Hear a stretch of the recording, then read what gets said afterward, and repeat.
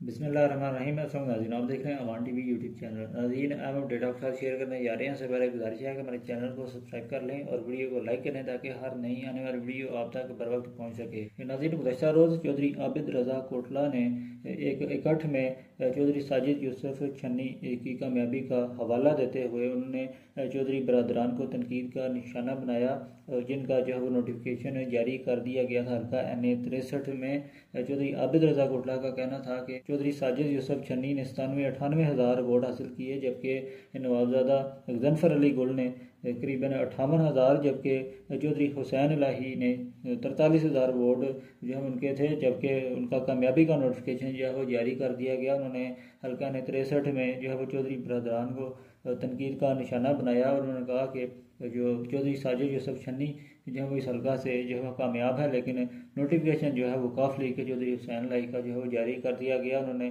चौधरी बरदरान को पूरे ज़िला में जो है वो तमाम तरह नोटिफिकेशन हुए उन पर तनकीद का निशाना बनाया। जबकि नाज़रीन, आपको बताते चलें कि चौधरी साजिद यूसुफ छन्नी को गिरफ्तार कर लिया गया है मीडिया रिपोर्ट्स के मुताबिक पुलिस की जानिब से, जबकि वो जो है RO ऑफिस में जी काउंटिंग के लिए जो है वो जा रहे थे। उस मौका पर उन्हें गिरफ्तार कर लिया गया है।